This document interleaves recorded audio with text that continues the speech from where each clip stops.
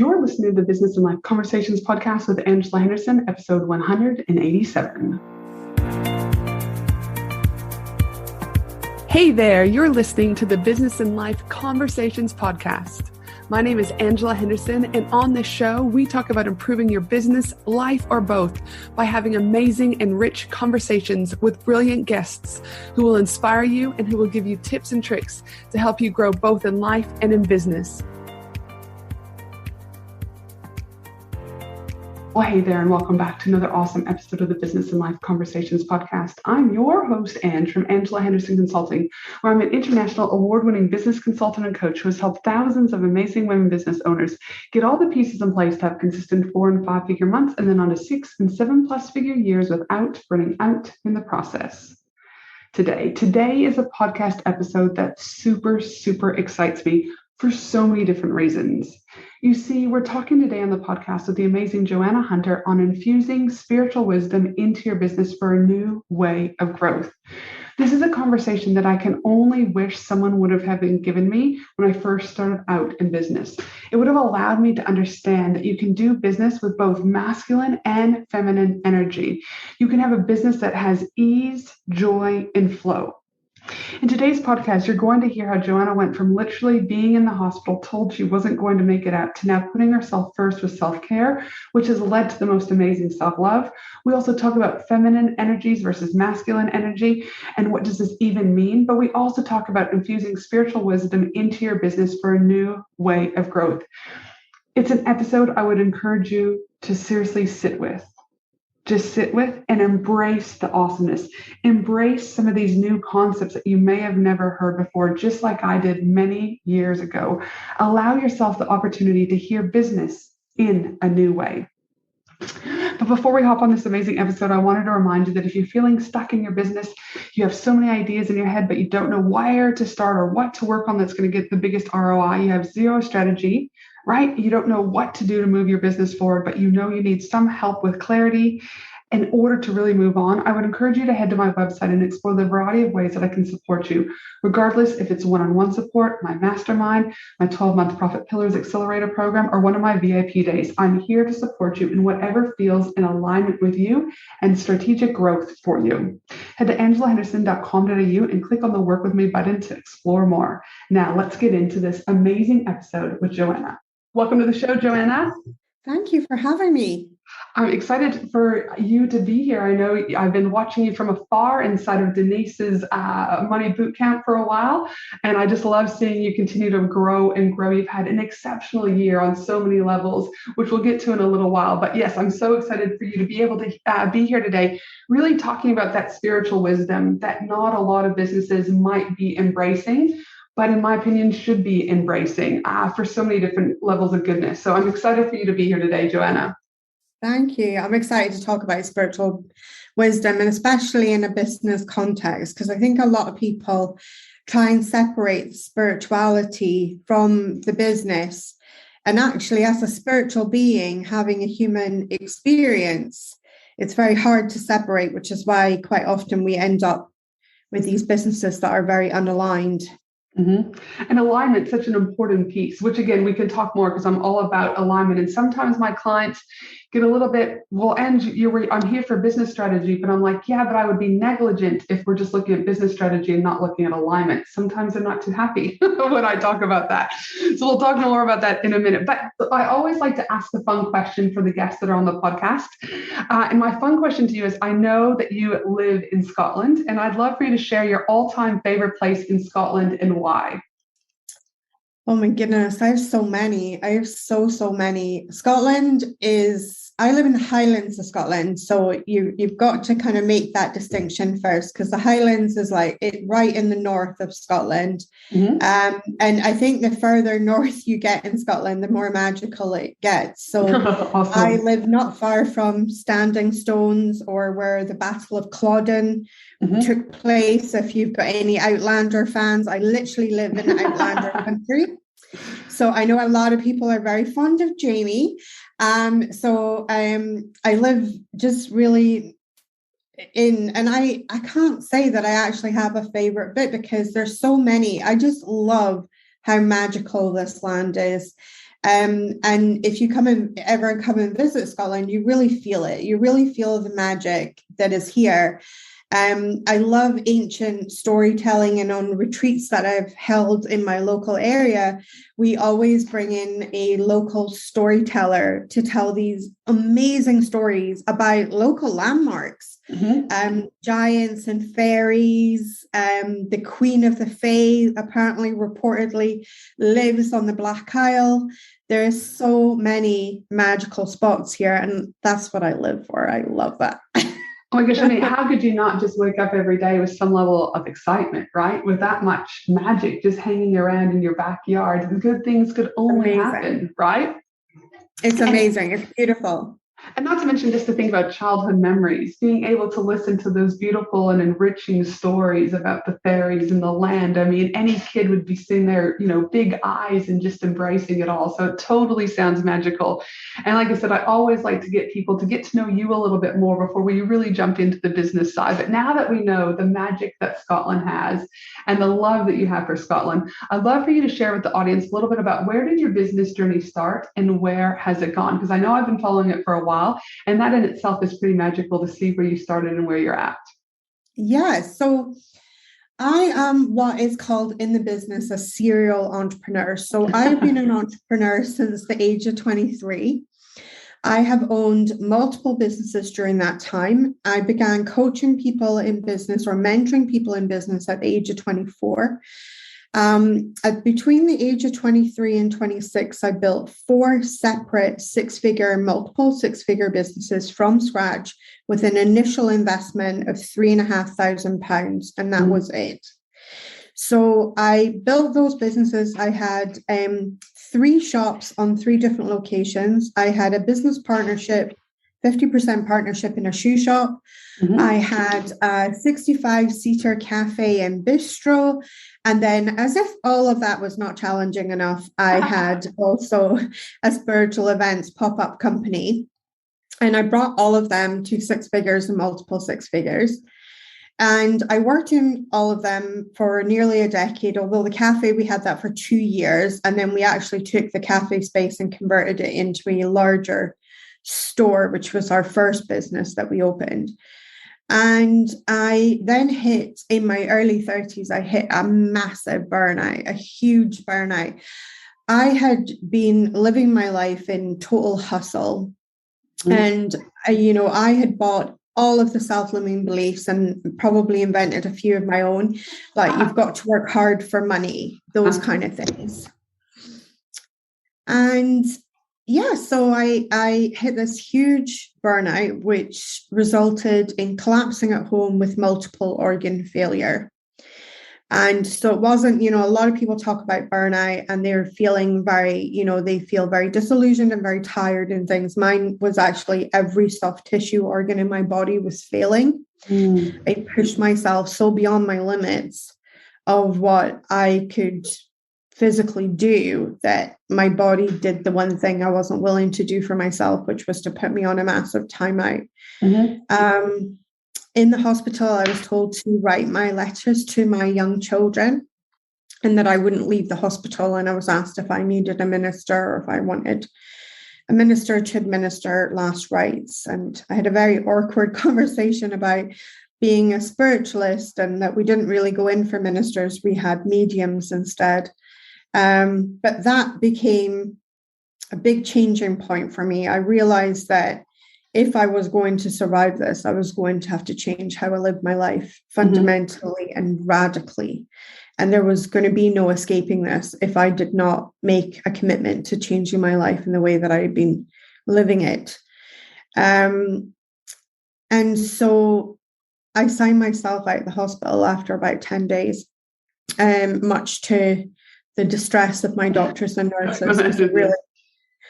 They really felt like I was dying.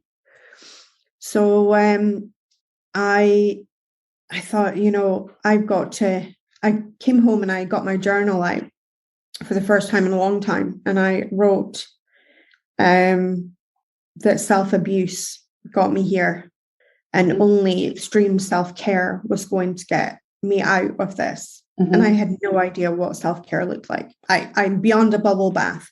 I did not know what self-care looked like. Mm-hmm.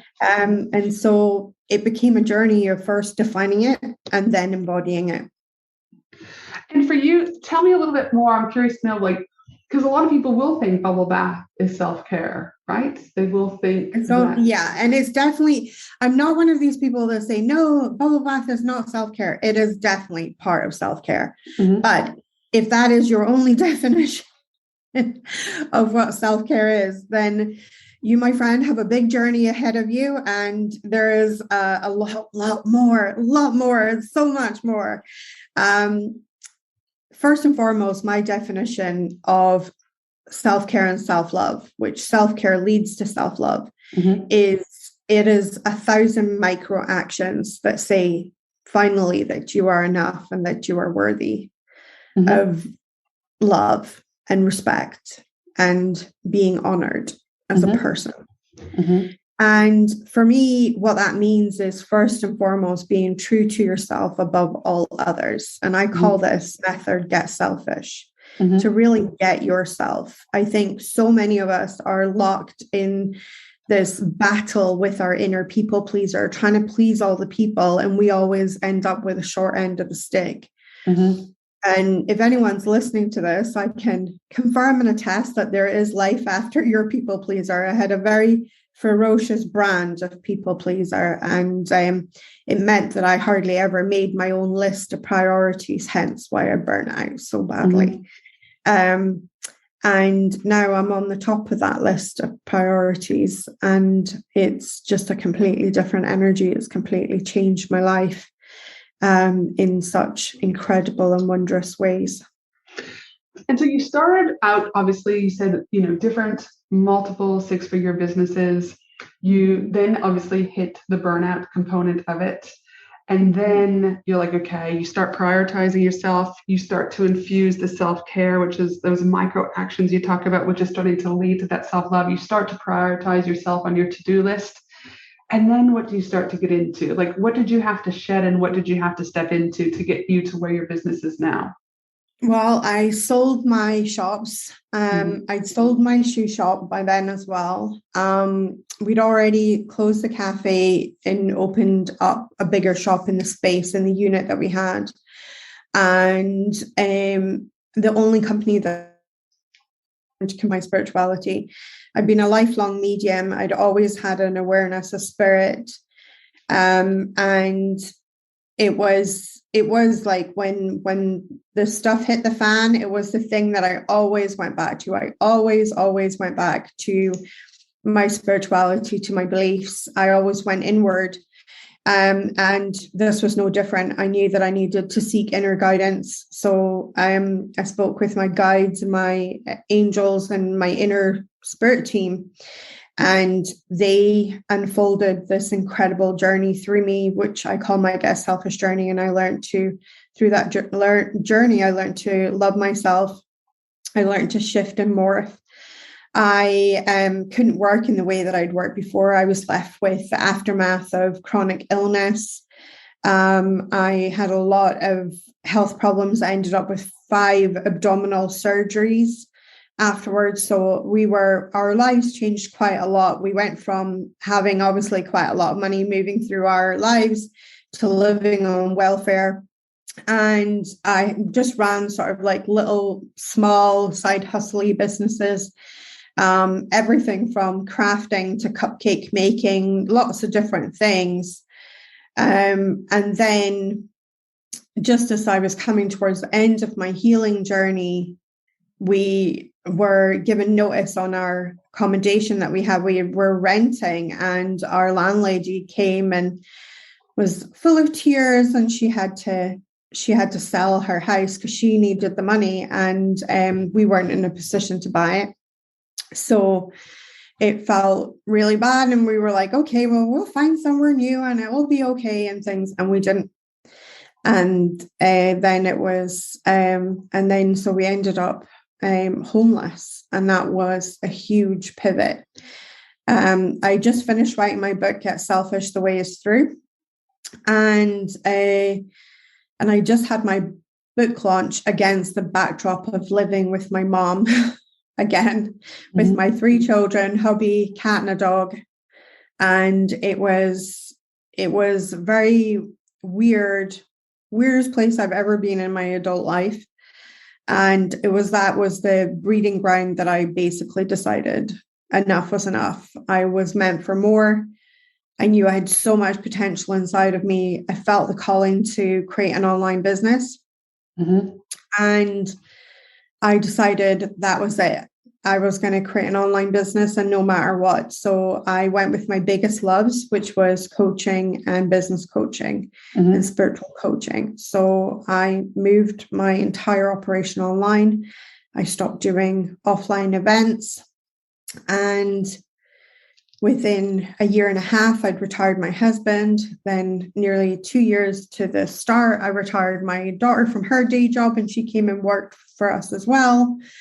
And then the business just kept building. We hit, by that time we'd hit 6 figures, and then we hit multiple 6 figures. And then this year we have done over, as we're speaking now, we've done over $780,000 this year, cash banked, and over $900,000 in sales. Dude, so good. So good. But again, that journey, right? That you had to get there for yourself. And also that you knew that no one was coming to save you. You had to be able to finally put yourself first, put some of those limiting beliefs to the side, and really prioritize yourself, knowing that it was going to be key to you just being able to breathe and be there for your family on any given day. I know, I'm not too sure if you know about another lady by the name of Melanie Ann Layer. And I've been reading some of her stuff lately and watching some of her stuff. And one of the things that she has also talked about is the quantum leaps that people have. And she said, when you hit that rock bottom, and she talked about like homelessness, for example, illness. She had a concussion this year herself and a few other things. She said, people know, like, how did she describe it? It's like, there's something in you that when you hit rock bottom, you're like, okay, man, I've been there, I've done it. Nothing can really get much worse than this. Like you are and you're kind of like, I'm fucking all in. Like I'm ready for it. I'm ready to kick some serious ass. Did that feel like the same for you? Like once you kind of was able to get your health back on, did you feel kind of similar that you're like, listen, we're just going full throttle? And do you feel like that contributed to kind of those leaps that you had by being able to retire your husband so fairly relatively early on in the piece? And then your daughter, what are your thoughts about that? Yeah, so Melanie's actually one of my mentors. So I'm in her world. So I didn't go full throttle because basically when I first started this business, I decided that if I could not build this business from feminine energetics, if it was not possible to build this business from feminine energetics, I didn't want to be part of it. I absolutely, I used to be proud of my hustle. And now the saying that I live by is hustle is for people who don't know how to flow. So I wanted to build this business entirely from feminine energetics. And I wanted to build this business entirely from flow. So there wasn't this full throttle, but I was absolutely going for it. And I was absolutely going to see if my theory of being able to build a business from feminine energetics was feasible. That's what I absolutely wanted to test out. And so everything had to be in this divine alignment and what I call super alignment. So where I'm aligned first, and then everything aligns from that place onwards. And the business, and I had a lot of business experience because when I started this business, I was already 18 years in business. So it wasn't like I was a little fresh chippy on the block. There would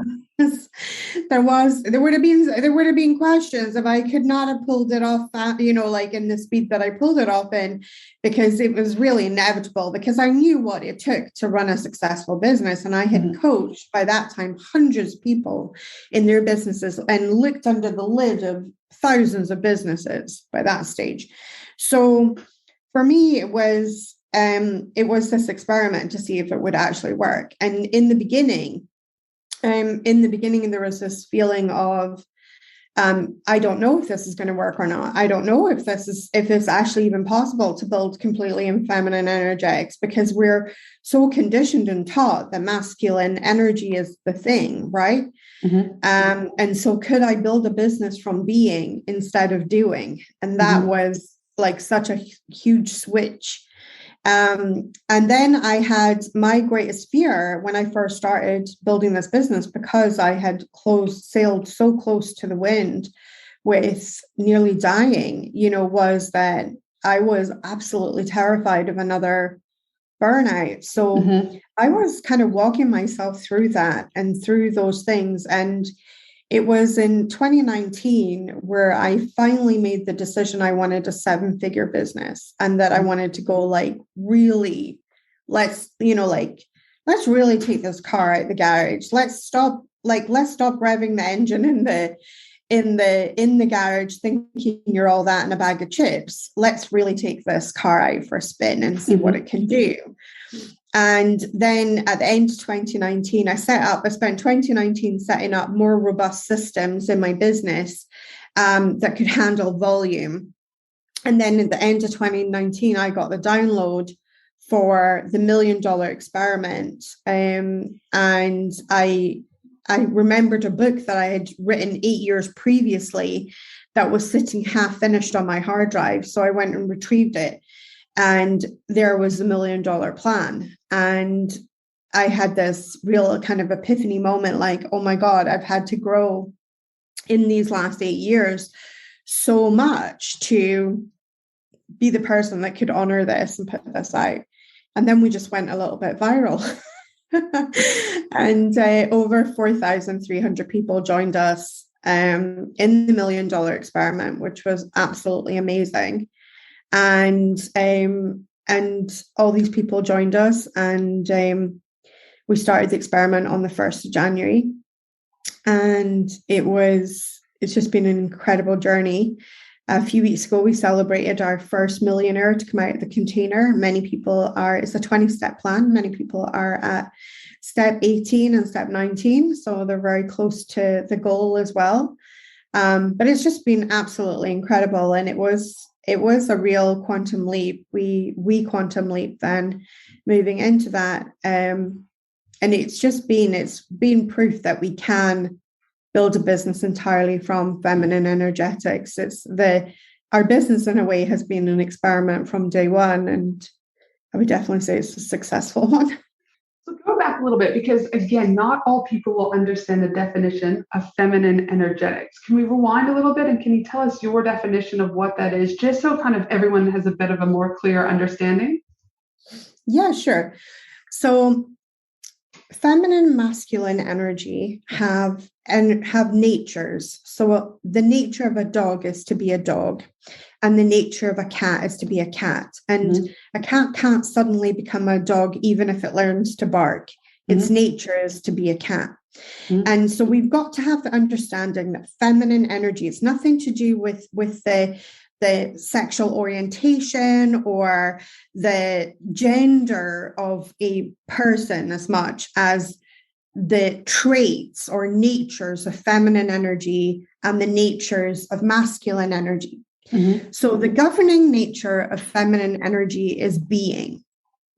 So it's when you're still in your being, and meditation is a classic feminine energetic thing. So when we meditate, we're being, and we are still in, and it's an inner energy. So feminine is coming from the inside, and masculine is an outer energy, and its primary kind of function, if you like, is doing.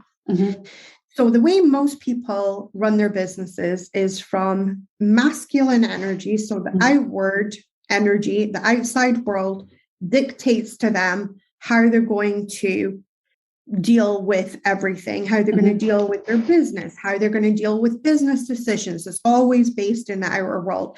So things like, let's do market research. That's a very masculine energy trait. So, and yes, it has its place and it works, right? You can go and research your market and see what people would want to buy from you and everything like that. feminine energy, that same energy scenario, how that would work in feminine energy is you would go inward and you would ask yourself, what would I like to give the world? What would I like to share? And so you then get the information from the inside. The masculine energy is seeking the information from the outside. So the inner world is getting that information. So you're getting that information in feminine energetics from the inner world, and then you're presenting it to the outer world. So it's feminine first, then masculine. So you're doing in feminine energetics. When you move into doing, which is masculine, it's all being directed from the feminine. In the sort of traditional business sense that we've been brought up in and we've seen, it's all about the outer world. And then you very, like as an afterthought, you think about your inner world, you think about feeling. And the inner world is all about feeling and intangible senses. And the outer world is all about the five senses. Can I touch it? Can I feel it? Where's the proof? Is there a formula? All of these things. And whereas neither, and one of the things that I really want to state for your listeners is neither is good nor bad. Right. So it's not like masculine. I hear a lot of women talking about feminine energetics, and then they sort of almost make out like the masculine is bad. No, they're equal to each other. The problem in our society is that those two energies have not been equal to each other, which is why we have the patriarchy. But remember, we equally have the matriarchy. And at one stage in our world, we actually had matriarchal societies, and those fell and crumbled as well. And my personal spiritual belief at the moment is that we're in a time of bringing balance back, balance between the masculine and the feminine energy back into the wholeness, into unity. And that's what unity is all about, is bringing yourself back into a balanced version of both masculine and feminine. How I work is I go into the inner world first, because everything comes from the inner world. The inner world contains our dreams, our thoughts, our hopes, our aspirations, anything that's intangible and cannot be seen. They also, on a physical level, that's where babies come from, right? The soul. And then the baby is when the baby is growing, it's literally an inner world thing. And at first it's only the mother that can feel the baby, right? And then eventually it becomes outer world as that baby is birthed. So everything, our natural order is to come from the in, to go to the out. But we have reversed that natural order. And so many people are so fixed on the outer world first, and then they're like afterthoughting the inner world. So I check in with my inner world always. So it's always in alignment to my inner world, whatever I do. And then my instruction for my masculine energy always comes from inside out. Instead of outside in, which is how a lot of people operate. No, totally makes sense. And I think it's so good because a lot of people will be leading with more of that masculine, traditional way, quote unquote, of business versus, again, having that conversation today about looking at the inner, that feminine energy, where that can come from. And again, what I love is that you work from a place of neither or is bad. You know, I get a lot of rap from or I read a lot, I should say, in relation to like, if you have masculine energy, it's bad. It's bad. Yeah, no. It's bad. And I'm like, well, I don't necessarily think that's true. I think, again, like we are who we are. If you look at human design, if you look at certain characteristics, but I do think, again, it's that learned behavior, in my opinion, where we've learned something without, again, really tapping into that internal world that you're talking about, that feminine energy. So I definitely think it's something that can be, again, tapped into. But again, that's why today it's so great to have you here, because I think, well, I don't know, I know an example. I was working with one of my clients today, and we were talking about different topics for a webinar. And I said to her, I don't really care about the topic. I said, what lights you up? What gets you excited? What's your gut saying? What's that intuition saying? And she was saying, she's like, I want you for the business strategy. And I was like, yeah, I get that. Right. But what's the feels? And she's like, but I want, what topic do you think is better? And I was like, no, we'll get to the topics, but that's not really my decision about what topics I think are better isn't really going to energetically flow if you're trying to put that out to the world, because it's my thought, not your internal Right. And so she kind of got it eventually when I was like, listen, as a business consultant, if I'm not encouraging you to like lean into the feels, lean into what you're good as, you become dependent on me. And I don't want people to become dependent. I want people to be strong and thought leaders and really lean into that. Right. But again, to our world is, again, what we've been taught or what we consume is so different, right? So it's almost very counterintuitive sometimes, even though it's always been in us. But how we've either been raised potentially by family members, what we've observed in environments, what we've been taught on courses or whatever, isn't just that straightforward, right? There is a lot of relearning, in my opinion, and what I've experienced myself that has allowed me to have my own quantum leaps over the last couple of years because of that, what I was consuming and what I was told, right? So when we think about, okay, so we've got the understanding of feminine energy, masculine energy, leading with the internal, and obviously the outer comes into place. Tell me a little bit more about when we talk about spiritual wisdom collectively as a whole, right? What does that mean? Because obviously the whole topic of the podcast today is infusing traditional business with spiritual wisdom. So when you think of spiritual wisdom, what does that look like for you? And what would that look like for those listeners? For me, spiritual wisdom is source connection. It's your connection with source. So I work on the principle that there is one source and that everything that you see is a byproduct of that one source. So all the people that you interact with is one source. The world that you live in is one source. Any animals, nature, all of it is one source. And if we look at it from I study metaphysical science. So it's one of the things that in fact, I'm working on my doctorate for metaphysical science. So looking at it from a scientific point of view, the laws of physics tells us that everything is made of energy. And if we look at that as a connecting force, that energy is the connecting force. So you're made of energy and I'm made of energy. So at one point we are made of the same thing, which is the one source. And so that's the scientific explanation. However, I go into the more woo, which is where the one source has a divine intelligence. So there is a divine intelligence in that one source. And I really, truly believe that spiritual wisdom is the tapping in of that one source when we tap in. And the only way that we can tap into one source is for us is to tap into it, to really have a personal relationship with the one source. Now, you can call that one source whatever you want. You can call it unified field of consciousness. And that's what I believe the divine intelligence is a unified field of consciousness on which everything is connected. And it's also, in my humble opinion, the highest form of consciousness. So as we self-actualize and become more and more aware as human beings, and the consciousness on the planet rises and we rise in consciousness, we then connect more and more with this unified field of consciousness. And so if we look at different levels of consciousness, the first level of consciousness is very just about us.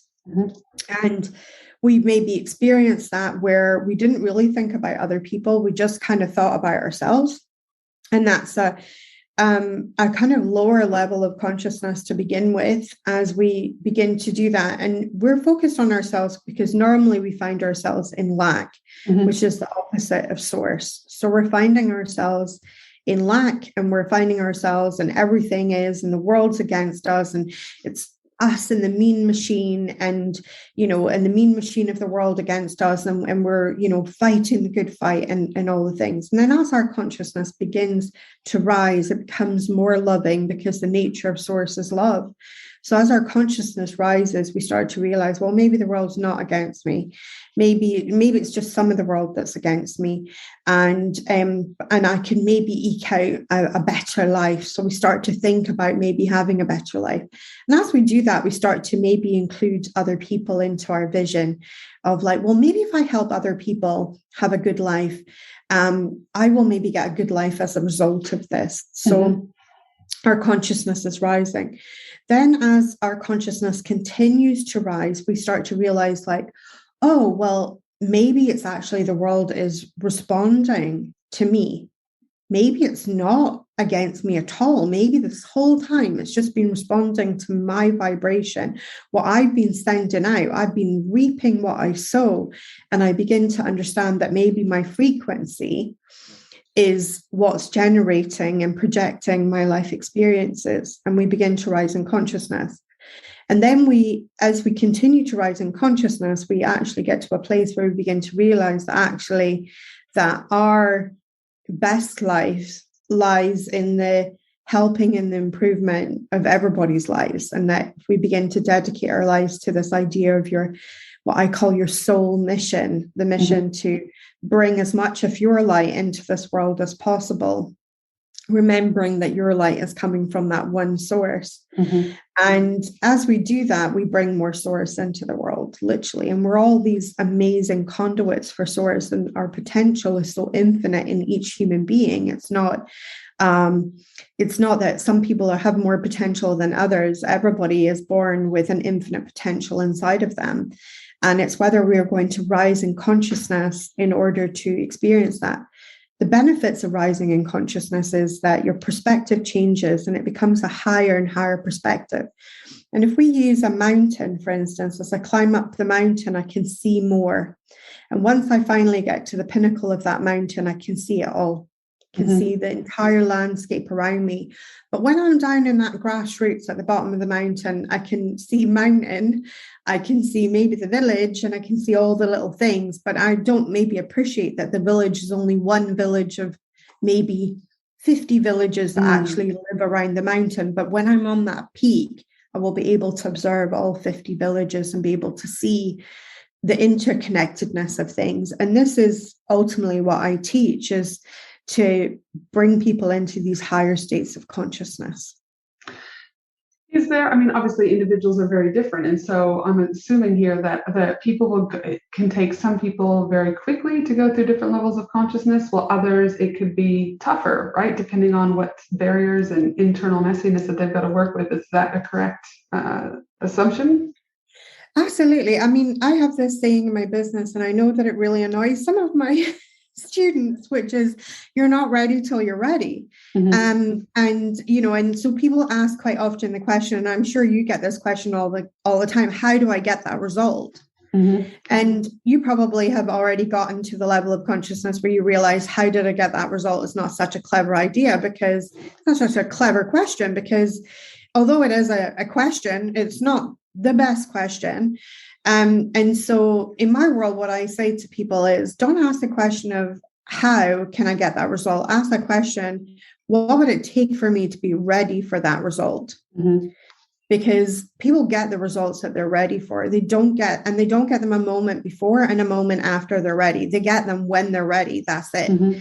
And so it's about readying yourself for the result. And quite often, I remember once working with a client, and incredible woman who came to me, and what was really lovely was she came to me with her dreams intact. And that's very rare for adults to come to me with their dreams intact, because what happens is we negotiate our dreams, we negotiate them down. We think, well, if I do this, then maybe I can have that later, instead of actually presenting this as what I wanted. But what was really funny was on our very first session, I had a look at her website. And I said to her, you literally have given me, there's no way for me to give you money. She goes, what do you mean? I said, I'm on your website. I said, there's absolutely no way for me to give you money. There is no way for me to give you money. Go and have a look. Come on, we'll go and have a look at this website together. And we went through it, and she had a Patreon link. And that was literally the only way that I could part with money on her website. And I was like, this is why you're not making money online, because there's no way for me to give you money online. And so we had a bit of a laugh about it. But this is like a classic example of being, you're not ready till you're ready, right? And just realizing that she wasn't quite ready yet, and she had to go through some stuff.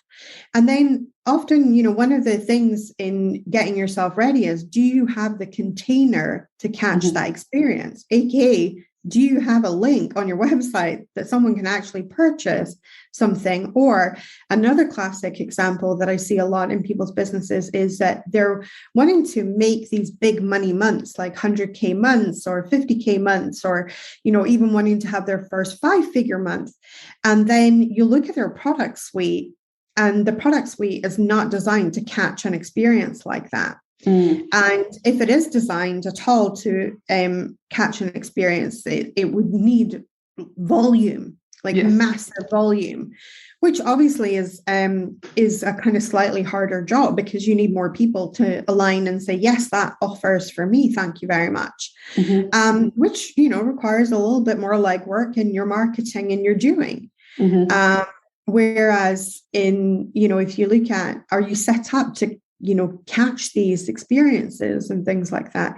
And this is why people are just not ready till they're ready, because when you're ready, all of these pieces align, all of these pieces fall into place. So a better question, in my humble opinion, is, what would it look like for me to be ready? What would it look like for me to be ready to catch this larger experience that I want, as opposed to, how did you do that? Because my how is my personal experience. It may not translate for another human. But also, would you also take that one step further, in that people want to know the how to avoid the failure? Absolutely. And I think, this is one of the things of masculine conditioning, really, is that we have been, if we look at feminine and masculine energy, of which one can walk with failure better. Feminine energy 100% walks with failure better. Masculine, it is an abhorrent ideal. And I think a lot of men, and this is referring to the gender men, is that a lot of men have this pressure that they cannot F up. They cannot, they have to 100%, get it right every single time. And this is, I think, a real problem for people. Is especially men, they face that. And the thing is, I don't believe in failure. I believe that everything is ways that worked and ways that didn't work. And the information is just as valuable as each other. 100%. And I think that's it. And as long as you are taking that information, I call any information that happens to you, good, bad, or indifferent, however your human wants to judge that. That was a good experience. That was a bad experience. Just see it as an experience. That's looking from the soul and the source perspective. So see it as an experience, and all of it is raw data to further your mission in life. I know for me, I looked at my value ladder. You could look at a value ladder, container, pieces, ecosystem, whatever word you want to use. And one of the things that I did is I created this program, totally in alignment, totally love it.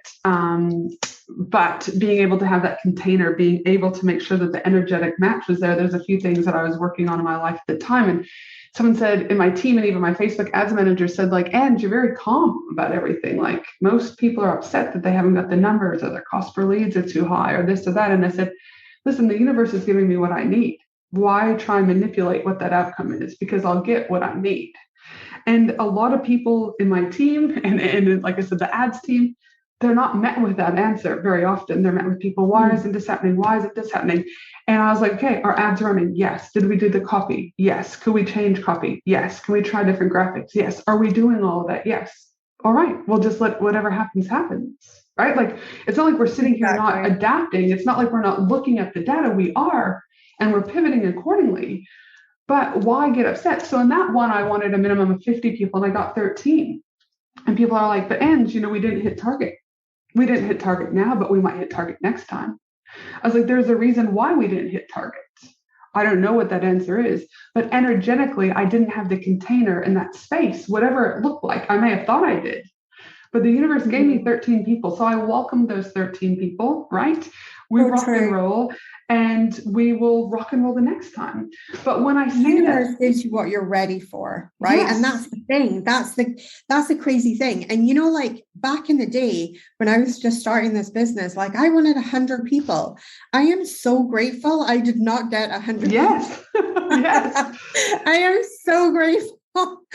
I was like, thank you, God. It could have messed up brand or customer experience. My sales page was ugly. It was just not good. Yes. But now I have the hindsight to look back and be able to see that in the hindsight and say how not ready I was for those 100 people. Today, I easily get 100 people signing up to things. You know, it's just, it's so different, you know, but now I can hold the energetic space and the energy for that and be so proud of the work that I put out. And I think that's the shift, isn't it? Mm-hmm. And it doesn't, like I said, it doesn't come easy. It's still a work in progress, but just being, I've had to detach from the outcome. I've just had to go like, it is what it will be. Again, as long as I'm still, don't get me wrong, I'm still doing that outer work of the doing. I'm still, of course, setting up my sales page. I'm still setting up the ads. I'm still doing the doing, but I lean into more of that internal going, is it fun? Am I in alignment? Does it light me up? Is this going to help people? Is it contributing to my dreams? Okay, well, yes. Have we put systems in place? Yes. Have we taken action? Yes. Well, again, I'll get what is given to me, right? Like the right people will come to me in that space that, you know, I've carved out for them. So again, it wasn't always like that. I've had to work on that, especially over the last couple of years. But it does take people a little bit off guard when they're like, why can you just be so detached? And I'm like, but why couldn't you? Why do you have to be attached, right? So it's an interesting conversation for sure. I think definitely. And I mean, practicing of detachment is definitely a spiritual principle. Mm-hmm. And I think we as humans, we, you know, one of the biggest things that I would definitely say is responsible for some of my biggest coding. And what I mean by coding is like, what level of life are you coding for? What are you reaching your goals? Are you coding for your goals and things? And I would definitely see that what are you making things mean? Because the biggest problem that we have as human beings is that we make everything mean something.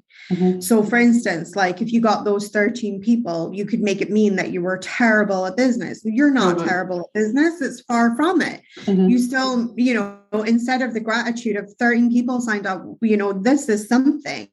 Mm-hmm. But what we do is we hold ourselves back by the meaning that we attach. Yes. To lots of different things. And when we detach, we create a conduit inside of ourselves, our inner feminine energetics that just allows for smoother transitions to the next phase of life and the next phase of life and the next phase of life.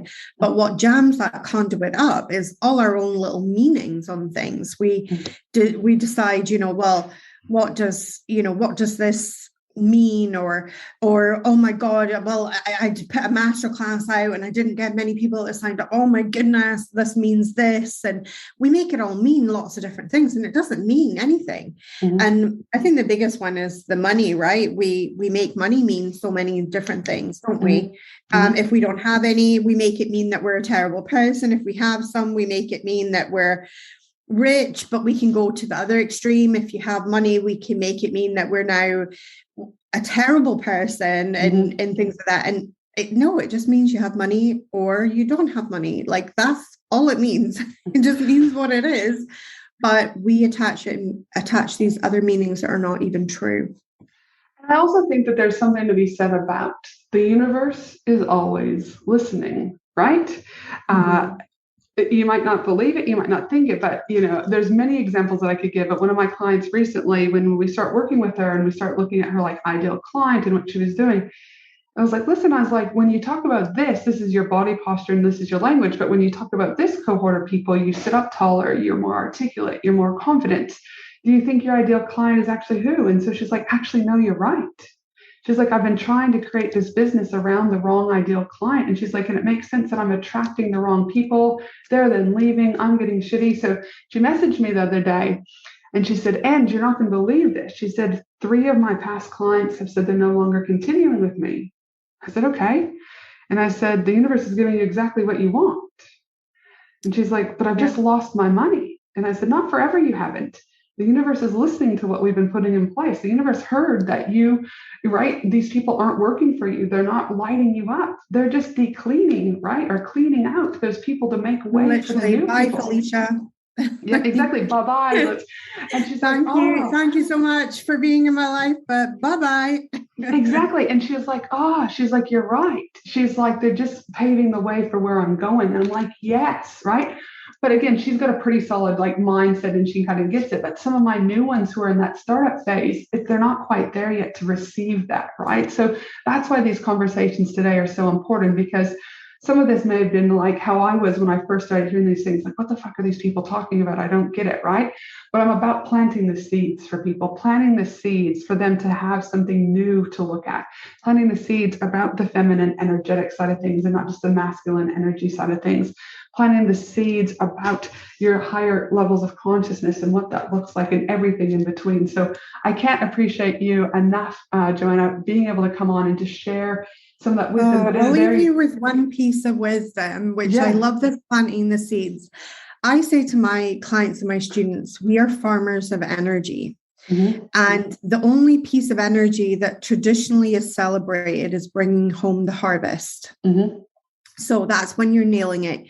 You're making bank, you're doing all the things, right? And it's bringing home the harvest. And it's the only piece of energy that people think matters in an online business, but it is actually the planting of the seeds. And it has 3 stages. I say it's the planting of the seeds, the tending of young shoots, and then bringing home the harvest. But we've got to remember, there is no harvest if there is no planting of seeds. There is no tending of young shoots. And those 2 are so important in order to bring home a healthy harvest. And yet we praise bringing home the harvest. When somebody hits that income goal, it's like, yay. But that is one piece, because that person planted good seeds, tended young shoots, nurtured the seeds, and then they got to bring home the harvest. But if we're so focused on just bringing home harvest in business, the crops eventually die because no one's planting any more seeds. But you also really, I don't know if you picked up on it or not, but you, at the beginning, you talked about bringing home the harvest. But when you started talking about, planting of the seeds and then the shoots, you said you bring home a healthy harvest. And that to me also resembles not burning out, right? You've put mechanisms in place for that self-care, that self-love. Whereas when you're just bringing home the harvest, that's when I typically see the highest burnout, the highest stress. There's also normally some level of financial pressure because they've wasted so much money on ads. Just because they've brought home the harvest doesn't mean it's a profitable harvest. They've just, right? And there's more layers to that. But I really like that distinction between the healthy harvest versus just the harvest, right? Yeah, and you've got to plant good seeds for that. I always say if the energy is not baked in at the beginning, it's sure as hell not going to show up at the end, right? So my thing that I run by everything is, will this bring me ease? Will it bring me joy? Will it bring me flow? And if I get 1 no, then I don't do the project. If I get 3 yeses, I call it being green lighted, and whatever I'm working on gets full go ahead in my company and my business. So all about ease, joy, and flow from the beginning to the end. And that way we make sure we align with the energy that we want as an end result. Are you building your business for a hard slog, or are you building your business to live a life of ease, joy, and flow? They're so good, so good. Now, for those individuals out there that are like, I need a little bit more Joanna in my life. I'm a little bit more curious. I need to learn a little bit more. What's happening in 2022 and how can people connect with you? So come and connect with me on Facebook. I'm aging myself there, but I'm a big fan of Facebook. So you can come and connect with me on Facebook or my community Be Magic on Facebook as well. And that's where I hang out the most, or you can get me on my website, which is joannahunter.com. And come and join me in my world. Every month without fail, I do a free masterclass. So I give high value, or pour as much into those free masterclasses as I do in my paid for programs. I don't do any paid for advertisement at all in my business. So so those masterclasses are a great way to get to know me, to get to know what I'm all about and things like that. So just make sure you look out for those. You'll see them on my socials. We always advertise them there. But as I say, we don't run any paid for ads in our business. No, fantastic. And for those listeners out there, I've got one final question I like to ask the podcast guests. What do you know now that you wish you knew when you first started out in business those many years ago? That is a juicy question. Kindness to yourself. when I started at 23 years of age, I was not very kind to myself. I had quite a harsh inner critic. So nothing I did in my own head was good enough. And I think don't ever underestimate the kindness of your own kindness to yourself. Mm-hmm. Love it. Kindness. Be kind to yourself. Always hindsight, such a good thing, isn't it? But again, we learned those lessons along the way. And before we sign off, just a reminder that my team and I will be putting together the show notes for this episode at angelahenderson.com.au. I'll make sure that I add Joanna's Instagram link, her Facebook link, and her website, so you've got easy accessibility to be able to connect with Joanna. And for you amazing humans who have been here today to plant those seeds, get ready for the shoot, and get ready for a healthy harvest, I hope you have a fabulous day no matter where you are in the world. And I look forward to you joining me again next week for another awesome episode of the Business and Life Conversations podcast. Thanks again so much for your time today, Joanna. Thank you so much for having me on the show, and I can't wait for it to air, and I'll share it with my audience. Dude, so fun. Thanks so much, Joanna. Thanks for listening to the Business and Life Conversations podcast with Angela Henderson. www.angelahenderson.com.au